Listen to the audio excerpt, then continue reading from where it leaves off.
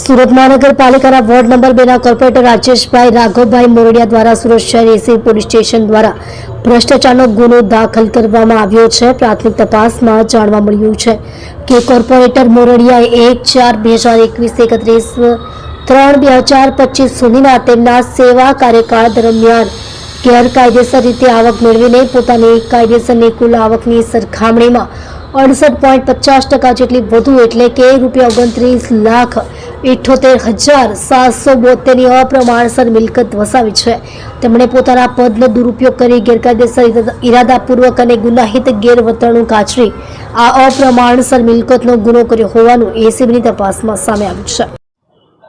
જે આજરોજ સુરત મહાનગરપાલિકાના વોર્ડ 2 ના કોર્પોરેટર રાજેશ રાઘવજીભાઈ મોરડિયાનાઓ વિરુદ્ધ અપ્રમાણસર મિલકતનો ગુનો રજીસ્ટર કરવામાં આવેલો છે।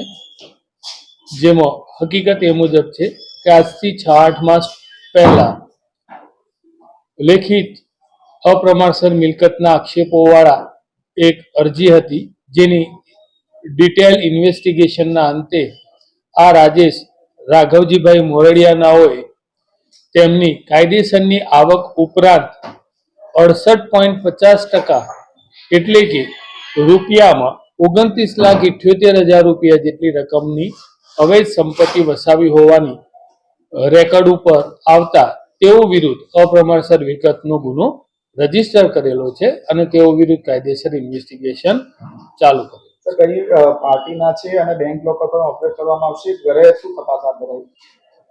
તેઓના ઘરે પણ ઝડપી થશે, એમના બેંક લોકર શાના એ તમામ વિગતોની તપાસ થશે અને આ રાજેશ રાઘવજીભાઈ એ ગત ઇલેક્શનમાં આમ આદમી પાર્ટીથી ચૂંટણી જીત્યા હતા એવું અમારી જાણકારીમાં પણ આવેલું છે। ઘરે તપાસ કરતા મળ્યા છે?